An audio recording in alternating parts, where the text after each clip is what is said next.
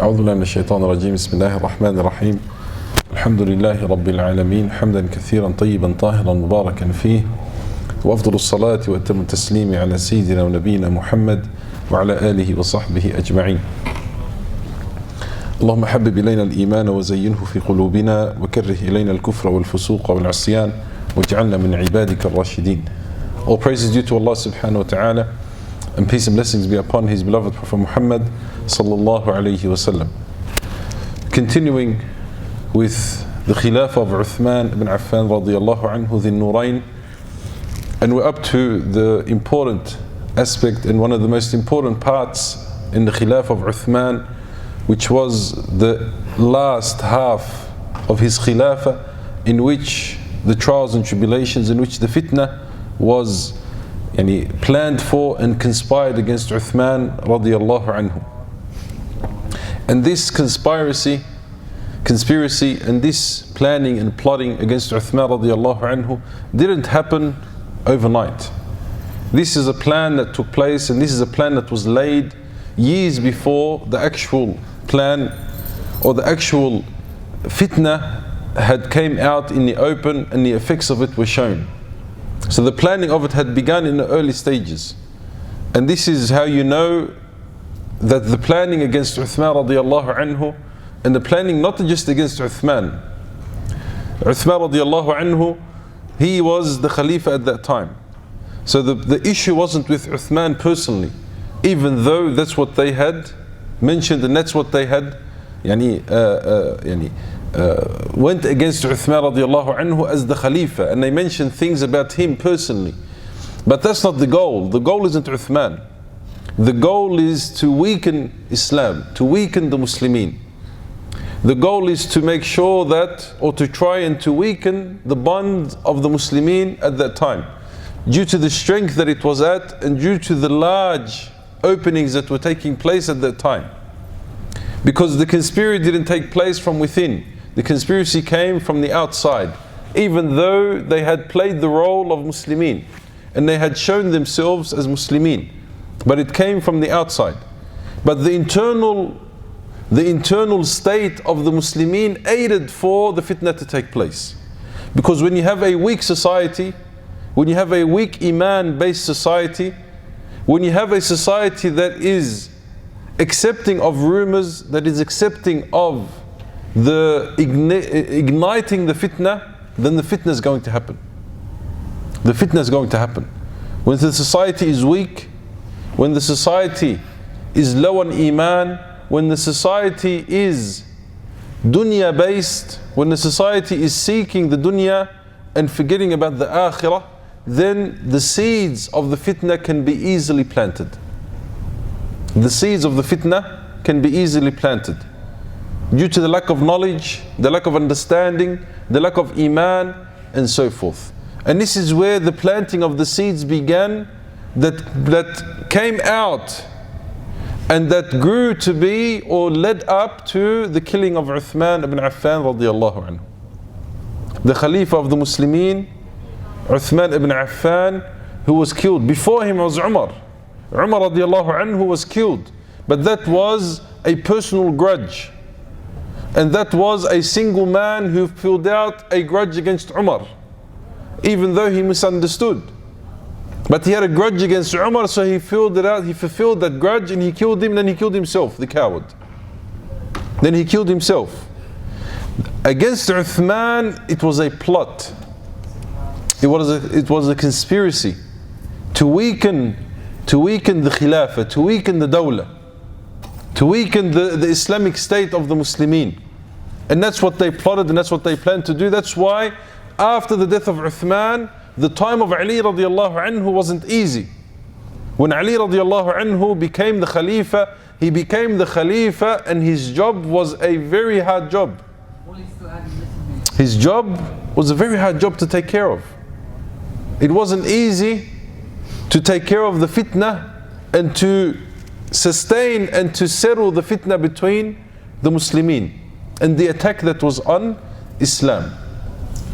So the conspiracy of the haters, the conspiracy that took place against the Muslimin, of course it came from those who hated Islam. those who had ill intentions towards Islam, and those who wanted to see the downfall of the Muslimin. And this came from many different faces, and from many different places, and from many different people.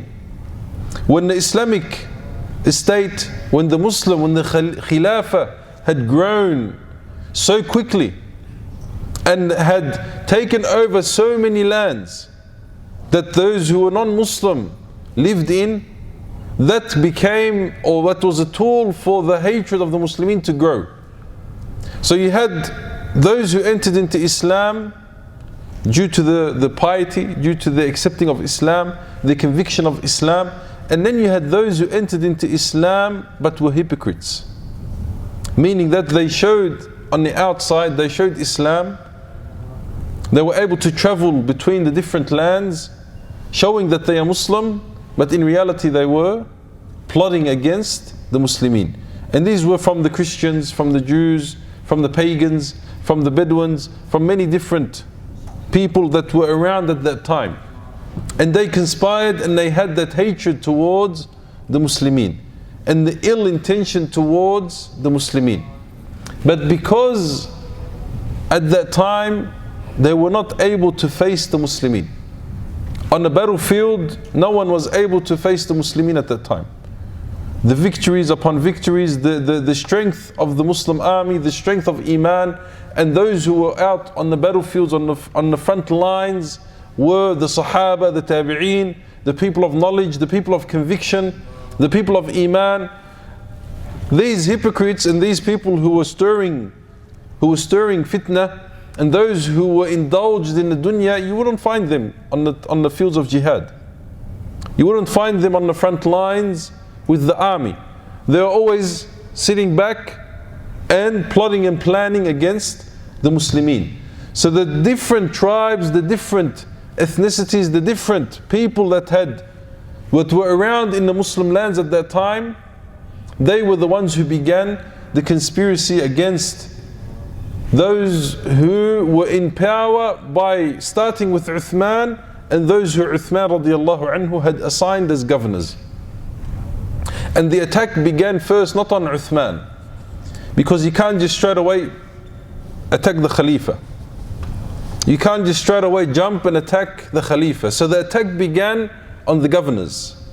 The attack that began with the governors. Those who were placed in their positions by Uthman radiallahu anhu. So they began to plot and plan against Uthman radiallahu anhu, and they began with the governors.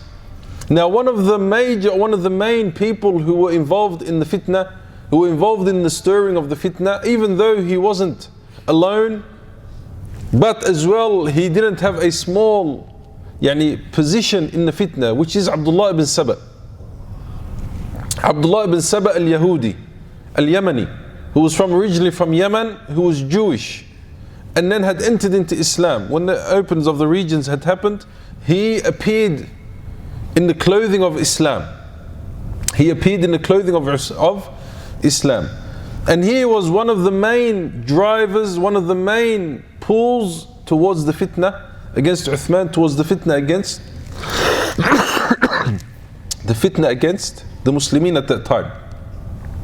So as we mentioned before, and we'll go into Abdullah bin Saba alone shortly, as we mentioned before, society was primed. Society was ready to what? To accept rumors and talk, due to the number of internal factors that we had mentioned, and the social fabric which was susceptible to penetration. Now the Muslimin at that time, as we said, they had been primed. They were ready to accept rumors. They were ready to accept the different rumors that were sent around and that were mentioned with regarding to those who were in power from the Sahaba radiallahu anhum. Now always those who had begun the fitnah, their call was that we are doing amr bil ma'roof and nahy anil munkar, that we are enjoining the good and we are forbidding the bad. That was their what? That was their banner. Their banner was takbir. Their banner was amr bil ma'roof and nahy anil munkar.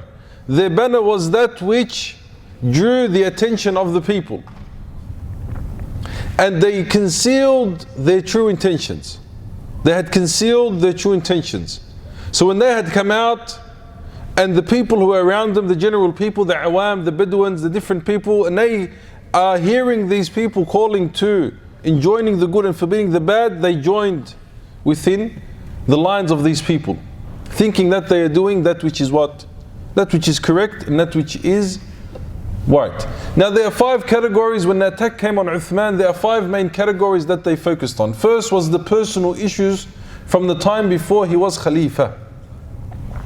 Personal issues against Uthman from before he was Khalifa.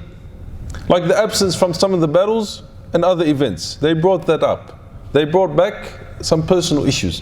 His financial policies. The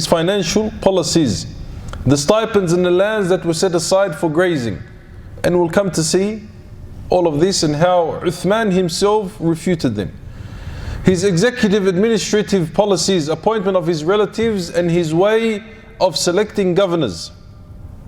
And all of these, Uthman, he refuted them. Fiqhi matters based on ijtihad.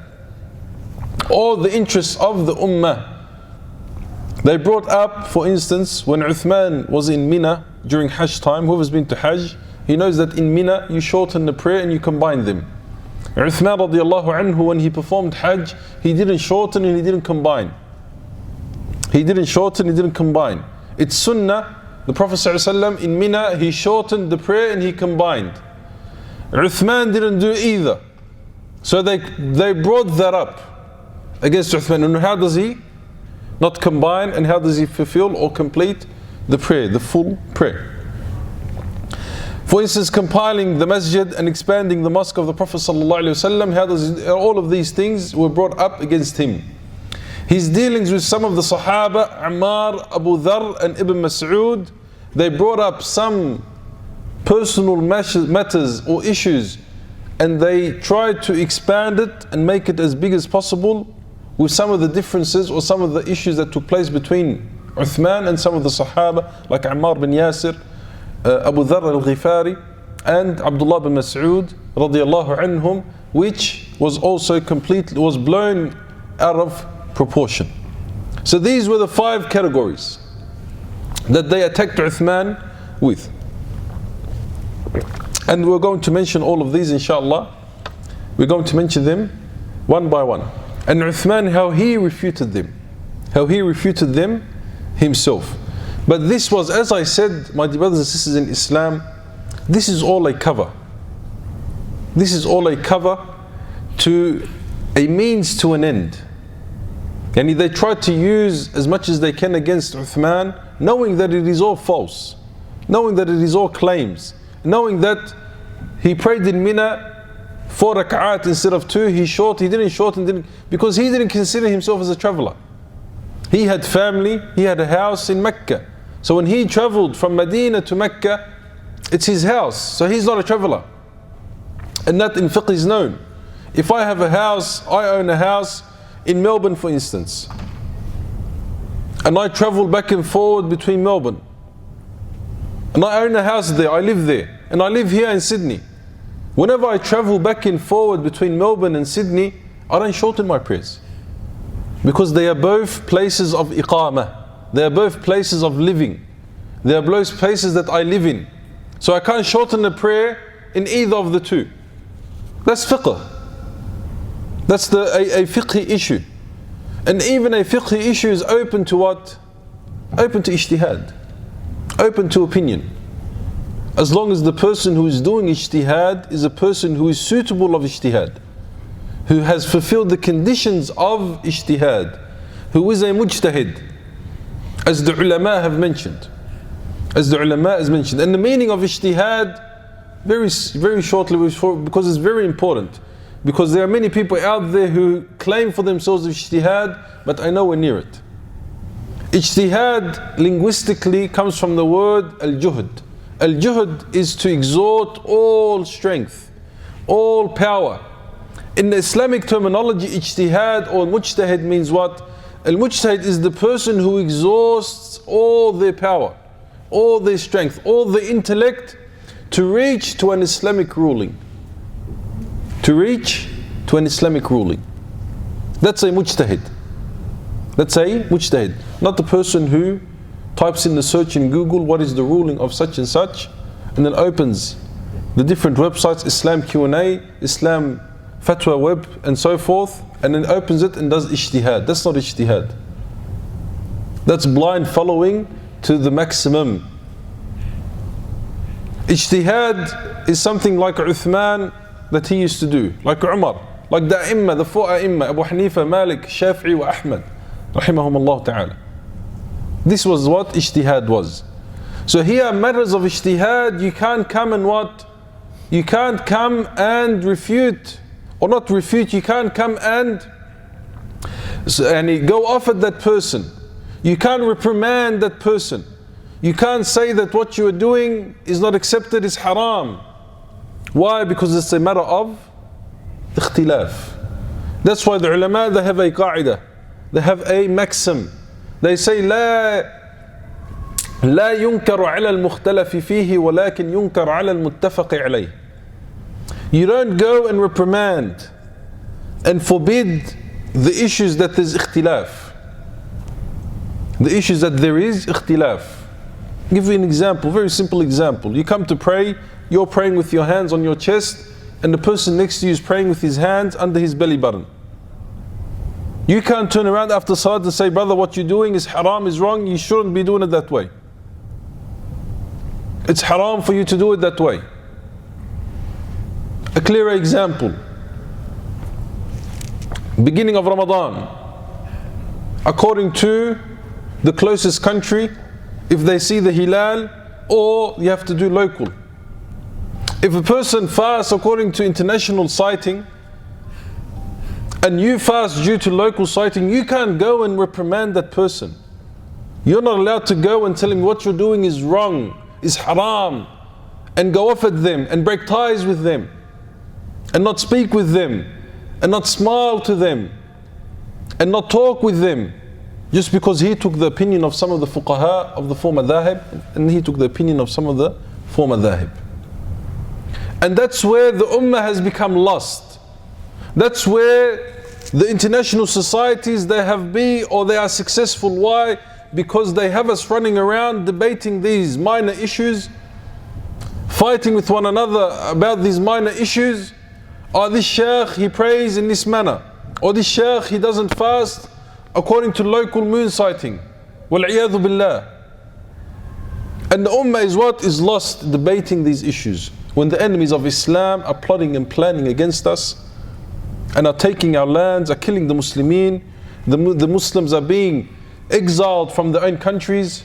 First it was Palestine, then it was Iraq, now it's Syria, the next country, Allahu A'lam where it will be.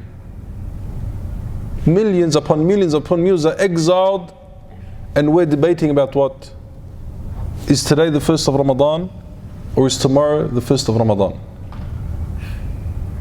And to the extent where it's become so heated, subhanAllah, last Ramadan it became so heated. No, together, Allahu Akbar. And that's what the enemies of Islam want for us. They want for us to what? To debate among these issues. If Imam al-Shafi'i couldn't agree with Imam Abu Hanifa, who are we to come and to force that agreement amongst the Muslimin? Who are we to come? And Imam Malik, when the Khalifa came to him and said, your Muwatta, which is the book of Imam Malik that he had compiled with ahadith, his opinions and so forth, the Khalif of his time came and he said, bring your book and we'll make it a constitution. We'll make it a constitution that every single Muslim has to follow. Imam Malik said, no, you can't do so.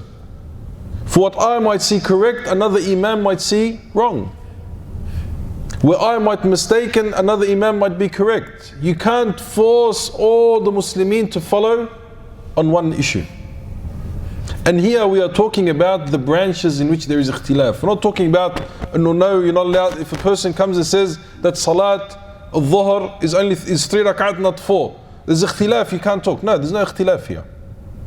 These are matters that are agreed upon. And that's the qa'idah that we said.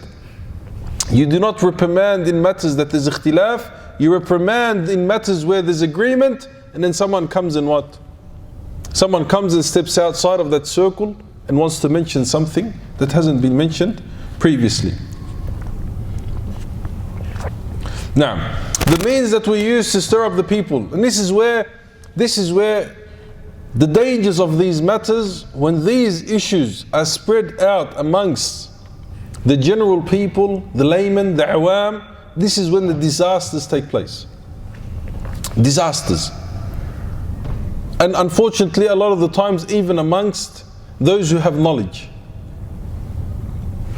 These issues, these matters of the deen, of the sharia, they are best kept amongst the scholars, amongst the ulama. Because the ammi, the ignorant person, the jahil yani, the person who doesn't have knowledge, no matter how much you debate, no matter how much you try to get them to understand, the understanding is limited. Not everyone is able to understand. That's why Imam al-Shafi'i, what did he say? Imam al-Shafi'i said, I never debated with a scholar except that I have proven the proof upon him. إلا غلبته. وما جادلت جاهلا إلا غلبني. And I never debated with an ignorant person, with a jahil, except that he beat me. Wasn't able to beat him. Why? Because he's a jahil. Doesn't understand, doesn't know. It's like talking to a brick wall, as they say. And it's not his fault. It's the fault, it's not the, it's because of lack of knowledge. And that's where these people, their focus was on those type of people who were quick to accept. As I mentioned before, and I've mentioned previously, the Khawarij and the sames of those and all the different sects that had come out, they all based the debate. I'm talking about the sects that are that follow the Qur'an, or that claim they follow the Qur'an and the Sunnah. They bring all of their proofs from where? From the Qur'an and the Sunnah. The Khawarij, for instance, the Khawarij, they brought their proofs from where? From the Qur'an, from the Sunnah of the Prophet sallallahu alaihi wasallam. But not every person who mentions the Qur'an and the Sunnah understands or is able to relate to what is mentioned in the Qur'an and the Sunnah. That's why the people, when they hear the banner of we are calling for enjoining the good and forbidding the bad, they are quick to what? They are quick to run towards it.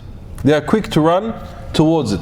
And Uthman radiallahu anhu already knew that the fitna was coming. The Nabi sallallahu alayhi wasallam had already mentioned to him before that the fitna is coming. And Uthman knew that he is going to die in that fitna. He knew. The Prophet sallallahu alayhi wasallam clearly told him. And he knew that they were going to come and try to take the khilafah off him. Where the Nabi sallallahu alayhi wasallam, he said that they will come to you, Uthman, and they will try to take off your cloak. The aba'ah, the mashlah, whatever you want to call it. Don't allow them to take it off. Don't allow them to take it off you. So Uthman radiallahu anhu, he knew that the fitna was coming. It was just a matter of how to deal with it. How to minimize the losses. How to minimize the bloodshed. How to finish with the least amount of people being affected by this fitna. And that's why we see the approach that was mentioned by Uthman ibn Affan radiallahu anhu. So what did the people start doing, to the extent where the people of fitna, the troublemakers at that time, they started forging letters between the Sahaba radiallahu anhum. And they started forging letters between each other. And this was all done in as much secrecy as possible. Because the Khilafah is still there. The Sahaba are still there. The believers are still there. So you can't just go out and announce it.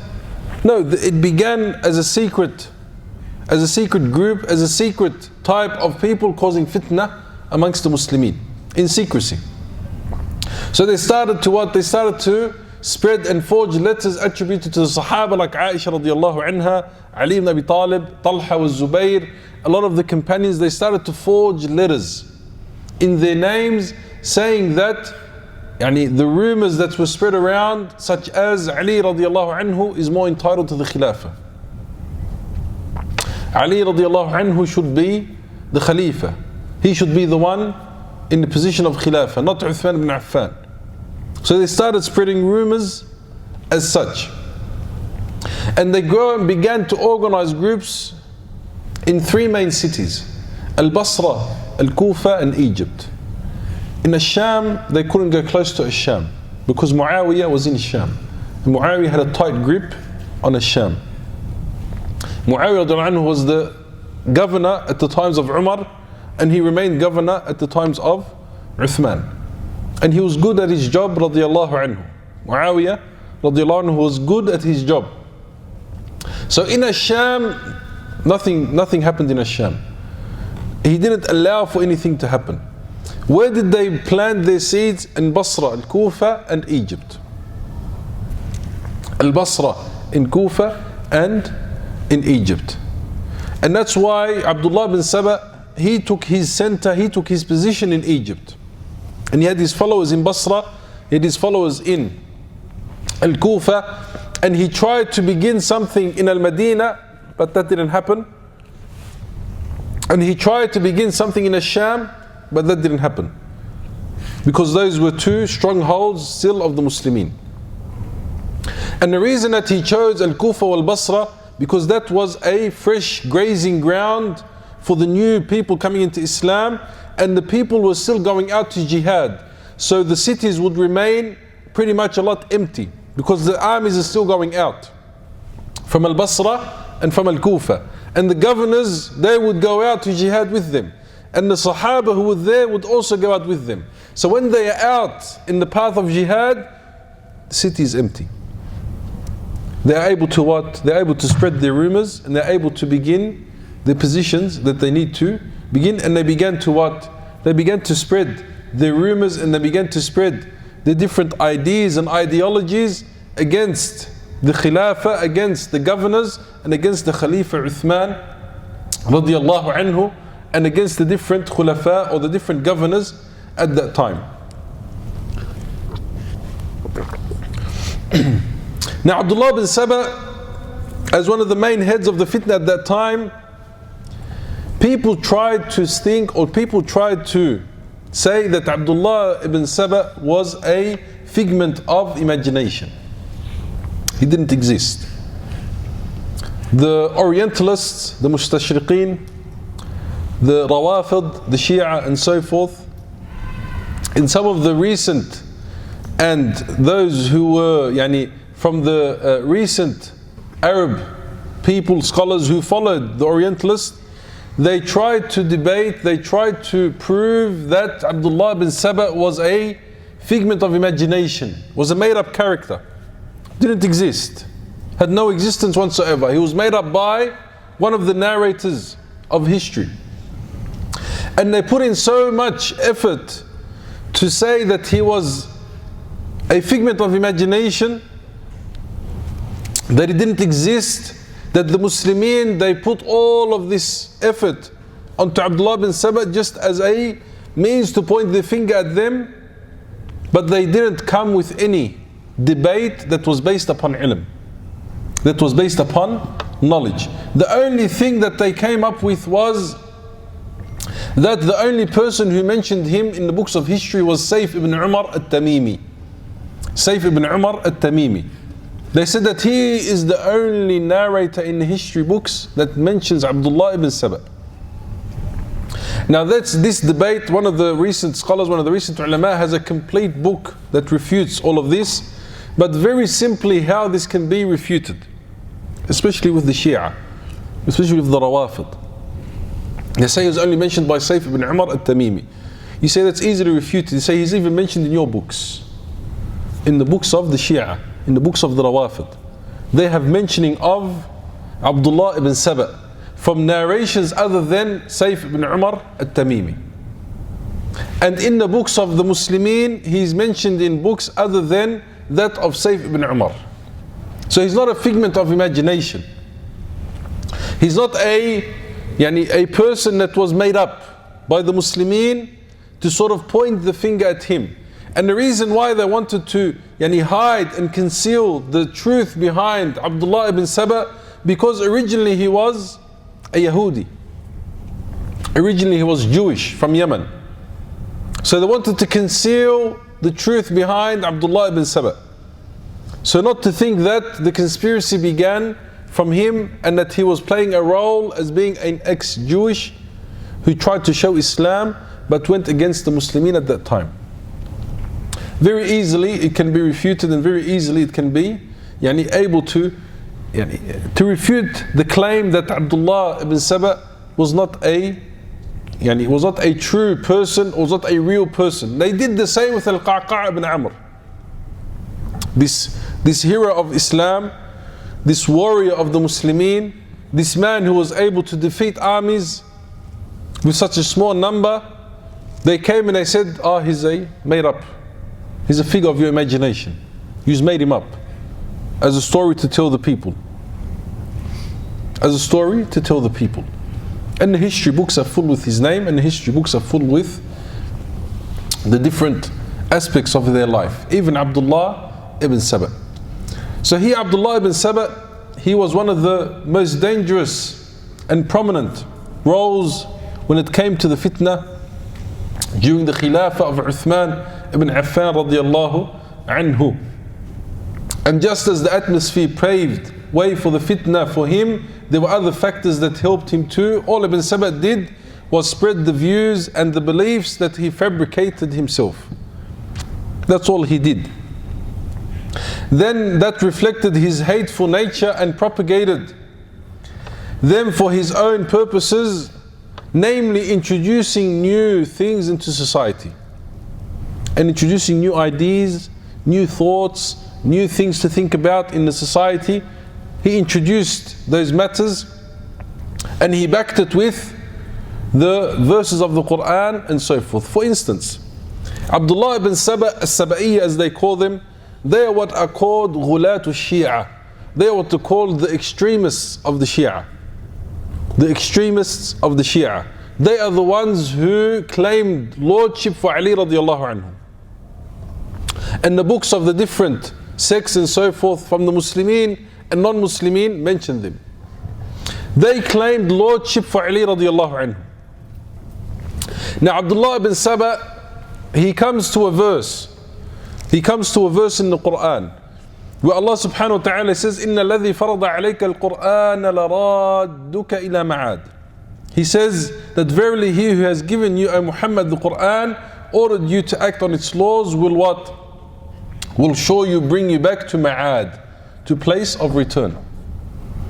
So what did Abdullah ibn Saba, he said, if you believe that Isa alayhi salam shall return, which is what we believe, that Isa alayhi salam shall return at the end of time, one of the signs of the Day of Judgment. He said, if you believe that Isa is going to return, then surely Muhammad sallallahu alaihi wasallam will return. And this verse, he used it as a what? He used it as proof to say so. That the one who had ordered, فرض عليك القرآن, the one who had ordered you to follow the Qur'an, لَرَادُّكَ, will return you إلى Ma'ad. Ma'ad is a place. Here the verse is related to what? Here the verse is related to when the Prophet ﷺ migrated from Mecca to Medina. And Allah subhanahu wa ta'ala, He promised him that He shall what? Return him to Mecca, which was the opening of Mecca. When Nabi ﷺ, when he was migrating, he was leaving Mecca and he turned around and he looked to Mecca and he said, by Allah, you are the most beloved of places to me. He was born there, he was raised there, he lived there the majority of his life. He said, if it wasn't for your people kicking me out, I would never what? I would never leave. Who wants to leave their homeland? Who wants to leave where they're born, where they're grown up, where they're gathered? And that's one of the bad effects of what? The bad effects of the Muslimin being exiled and away from their origins. from the place of birth, from the land of the Muslimin. That you have no what? You have no longing. You have no longing to the lands of the Muslimin. You say, Alhamdulillah, I live over here, I'm away from everything. I'm away from the fitnah, I'm away from all of this. No, the Muslim is attached. In a weak hadith that is mentioned, that the love of the country is from Iman. And here, a lot of people, they come in love of country. What do you mean love of country? That's taghut, that's flag, this qadar. Your short understanding doesn't understand. That's not what we're saying. But the love of the origin, where you were born, where you were raised, where the Muslimin are, where kada, that's where there's part of Iman in it. There's part of Iman in it. Got nothing to do with taghut and so forth. This is short understanding. This is small understanding. People who think like that. And Nabi sallallahu alayhi wa sallam himself had mentioned the land. Himself had mentioned the land. That's why when the Muslimin are so far away from their lands, they become detached. They become desensitized. Because the person himself is always attached to their origin, to their land, to where they're born, to where they're raised, to their family, to their members. Thousands of people were killed overseas, Muslimin, and it moved a lot of people, alhamdulillah. We're not saying that it didn't. But because of the distance, because of they are not close to you, not related, for instance, you don't know them, you haven't seen them, you haven't talked to them, you haven't gathered, that dimmed what? That dimmed down the effect, diluted the effect. And that's one of the problems. So here, Nabi sallallahu alayhi wa sallam, he started to bring up issues like this. And he started to bring up issues of conspiracy, like that Ali radiallahu anhu was more rightful to the Khilafah. That Ali radiallahu anhu was the wasi, as mentioned by the Shia a lot. Ali is the wasi, Ali is the wasi. The wasi meaning he is the what? He is the one who will take, he is the heir of the Prophet sallallahu alayhi wasallam. And he is the rightful Khalifa, and he is the rightful follower, and he is the one who was oppressed, and he is the one who was, fell under the oppression of Abu Bakr, then Umar, then Uthman. And when you read what they say, and I always mention this, the belief of the Shia in Ali, you find him that he's a coward. That Ali is a coward. And Ali is the furthest from cowardness. He's from the most brave of the companions. But according to them, Ali radiallahu anhu sat down and watched himself being oppressed. Not only himself, watched his wife, his cousins, his uncles, his family. He watched everyone being oppressed, himself being oppressed, and he remained silent. And not only that, according to them, it is his shari'i right. It is his haqq. It's his haqq. And he remained silent. Taqiyya. He was scared. He was scared for himself. He was scared for his own life. Ali radiallahu anhu was nothing like that. And inshallah ta'ala, when we begin the story, or when the Khilafah of Ali radiallahu anhu, we will mention who Ali radiallahu anhu truly was. Who he truly was. Because unfortunately, Muslimin around there, general people around, are being affected by the Shia, are being affected by their thoughts. And we are still closed away in the closet. No, don't talk about them. Don't say what they believe. Don't say what they gather. You don't know, you have to. Wallahi, the other day, I just got a call from my mother. Her son is coming, he's starting to debate with her matters that the Shia are whispering in his ears. And we as Muslimin know we shouldn't. We should love one another. We should respect and live with one another. When they are plotting and planning, and they are taking the sisters, the brothers, and they are using the lack of knowledge of the Muslimin to embed within them their teachings and their understandings. And it contradicts. It contradicts. It's not the same. It's different. In many issues and in many ways. And in many different... this mother, she came, her son is debating with her. Look to what extent. Her son is debating with her and saying, why do you have to pray 5 times a day at 5 different times? Fajr, Dhuhr, Asr, Maghrib, Isha. Why do you have to pray at those times? Where's the dalil? Where's the dalil that you have to pray those 5 times? As a general person, what can you respond if you don't know? What can you respond? And then this person will tell you, but you have to do this, you have to do that, and you have to do that. So the people are being what? The people are being attracted to this because of their lack of knowledge. Because the mashayikh of Ahl Sunnah and the people of Ahl Sunnah, we are still remaining silent. And we still say that, you shouldn't talk. You shouldn't say this. We're not speaking about, and I always say this, we're not speaking about individuals. I could care less who the individual is. We are talking about a manhaj. We are talking about a belief. We are talking about resources. We are talking about books that they have. We are talking about what they believe, not what the general person tells you. The general person comes and tells you, no, we don't say this. Your book says so. Your ulama, they say so. Your maraji', they say so. So this is not, the biggest, one of the biggest diseases, my dear brothers and sisters in Islam, that has befallen the ummah is that we take everything personal. Didn't agree with the Shaykh, it's personal. It's not khilaf fiqhi, it's not a difference of opinion, it's not a different understanding, no, it's personal. Abu Hanifa says such and such, it's personal with Abu Hanifa. The person's been dead over 1,000 years and you want to make it personal with him. He's in his grave and he's getting hasanat. Wallahi, he's getting hasanat. He passed away in 150 Hijri. We are in, what year are we now? 1440. In 1,290 years he's been dead. Rahimahullah ta'ala. And for that 1,290 years he's been getting rewards constantly. Because of everyone that follows his madhab, everyone that's benefited from his knowledge. And you have people want to come and they want to make it personal. Ya akhi, wallahi, it's not personal.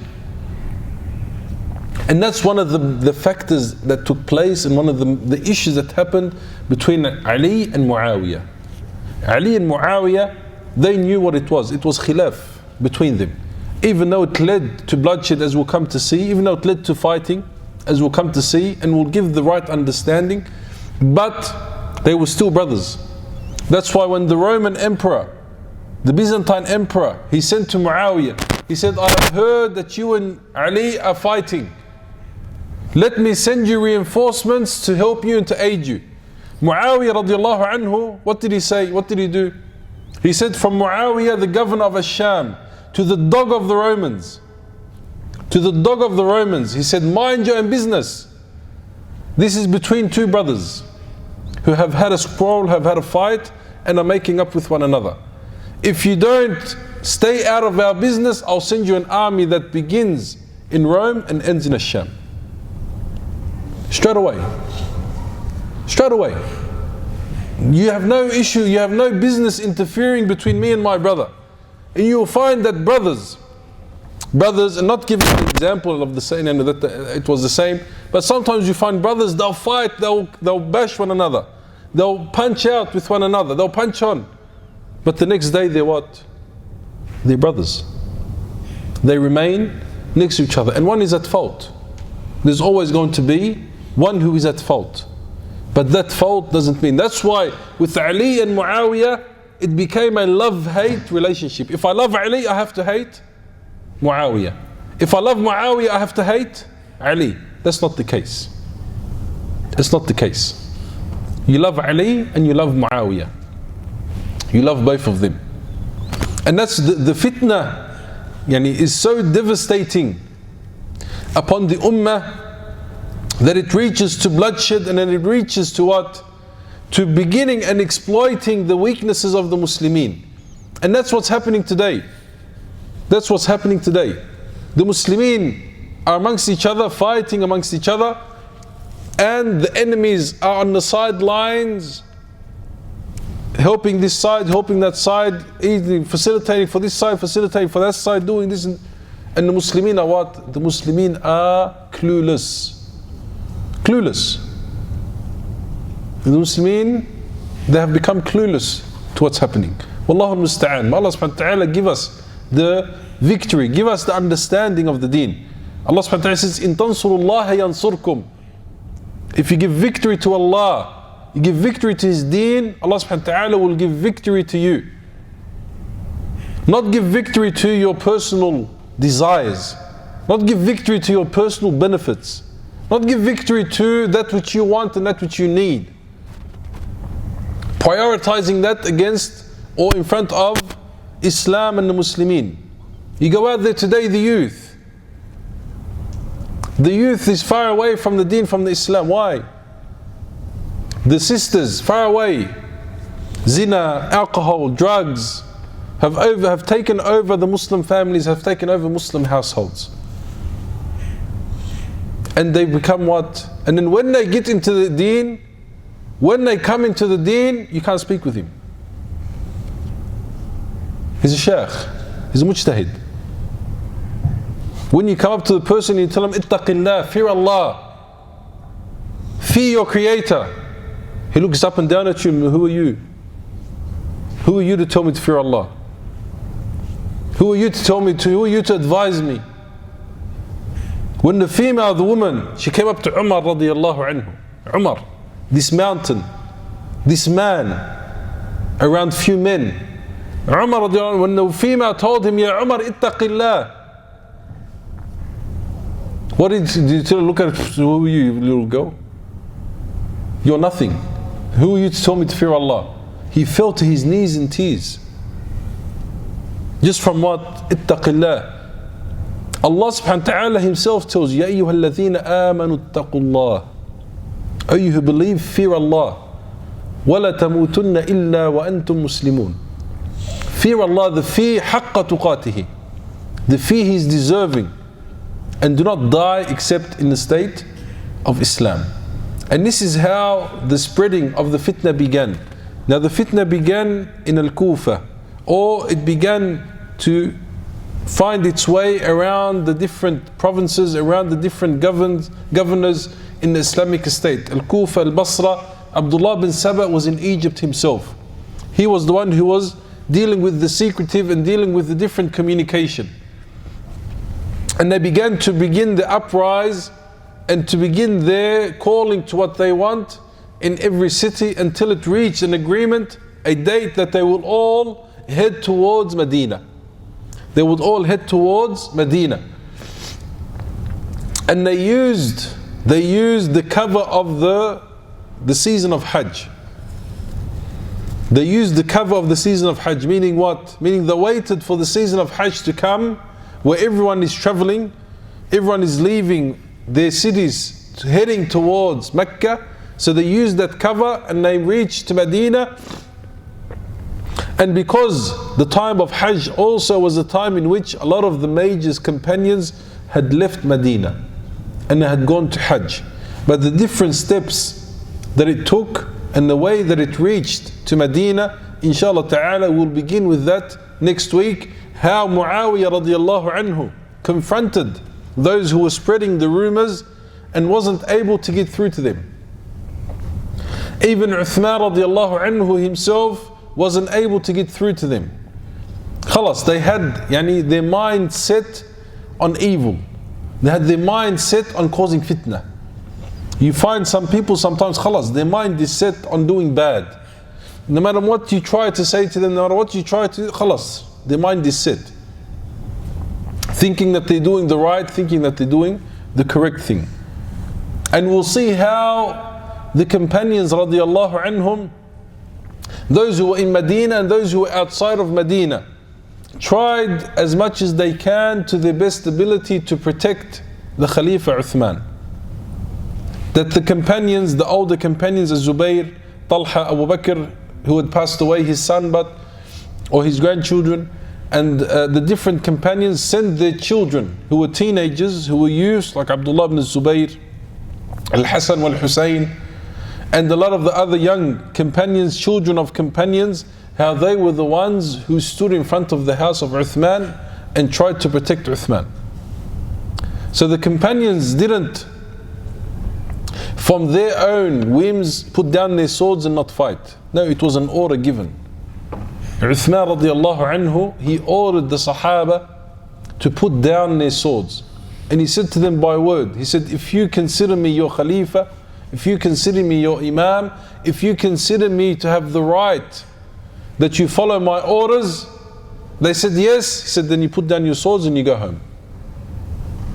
And this was said to Ali, to Muawiyah, to Talha, to Zubayr, to the Sahaba who were around at that time. Ali radiallahu anhu tried to protect himself, protect Uthman. He sent his children, Hassan wal Hussein, who one of them was injured. One of them was injured during the infiltration of them to the house of Uthman. All of these matters took place, and how the companions tried to give victory to Uthman. And we'll understand how Uthman radiallahu anhu had accepted the fate that had been mentioned to him by the Prophet sallallahu alaihi wasallam, and how he died and was killed, and not one shed or not one drop of blood was shed upon the Muslimin in his name.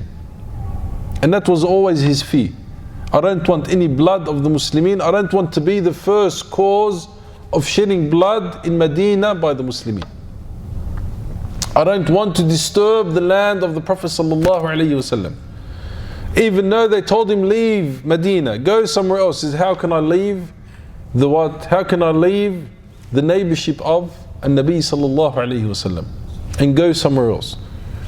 Who understand the details and what truly took place in the fitnah of Uthman radiallahu anhu, and how they dealt with the matter, and how Uthman radiallahu anhu, he met his Lord and he was only thinking the best of Allah subhanahu wa ta'ala.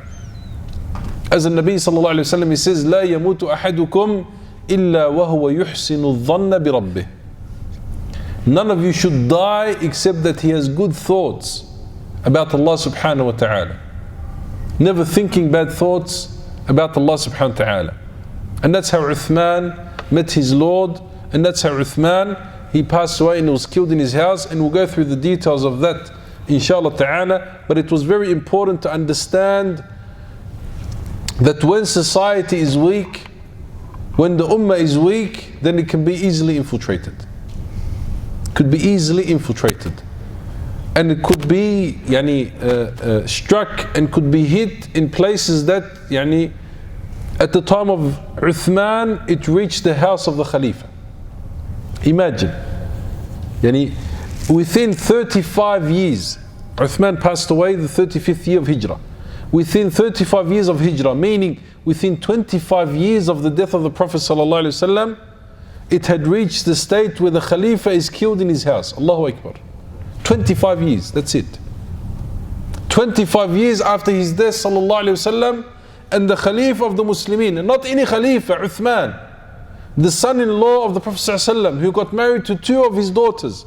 His first daughter, the Prophet ﷺ, who was married to Uthman, died, and then he married him to his second daughter. And he said, if I had 40 daughters, O Uthman, and all of them, I'll marry the next one to you. That's how much love he had for Uthman radiallahu anhu. And Uthman was given the glad tidings of Jannah. And he was a companion who had proven his stance in Islam, and yet he was still killed in his own house. He was still killed in his own house. And the people who killed him thought that they were what? That they were enjoining the good, and they were forbidding the bad, and they were forbidding the evil. To the point where they killed Uthman in his own house. Allahu Akbar. That's the extent and that's the level that the Muslimin can reach. And they were so close. They were so close to the time of the Prophet sallallahu alaihi wasallam. The companions were still around. The companions were still around. So that's why, to understand how the weakness of society brings forward the trials and tribulations, the calamities, the sicknesses, the killings, the death, all of these things come forward when the what?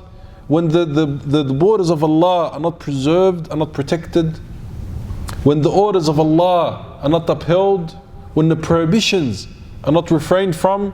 That's where you have all of these different trials, tribulations, sicknesses, diseases, where every generation there's a new sickness that is coming out. Every generation is being afflicted with a new type of sicknesses. Cancer. Before cancer it was what? Before cancer it was AIDS. Before AIDS, it was a different side of, and the next one will become something else. Why? And Nabi sallallahu alayhi wa sallam, he said this. Nabi sallallahu alayhi wa sallam, he said that the fahisha, the sins, do not settle amongst the people except that Allah subhanahu wa ta'ala sends upon them what? Sends upon them sicknesses, until they refrain from the prohibitions of Allah subhanahu wa ta'ala. And this is a reminder. This is a reminder that, O ummah, O people, you are doing that which is wrong, wake up. Or else the adhab will come tenfold. And the punishment will come tenfold. So we'll go into detail next week, inshallah, with regards to the different stages that took place, who was sent to where, and how they regathered with one another in Medina, and they plotted and planned to assassinate the Khalifa of the Muslimin at that time, Uthman ibn Affan ذي النورين رضي الله عنه وأرضاه. أقول قولي هذا وأستغفر الله لي ولكم. I say that which I have said, and I seek refuge and forgiveness from Allah subhanahu wa ta'ala for myself and for you. And inshallah ta'ala in the next meeting we'll go through that. جزاكم الله خيرا والسلام عليكم ورحمة الله وبركاته.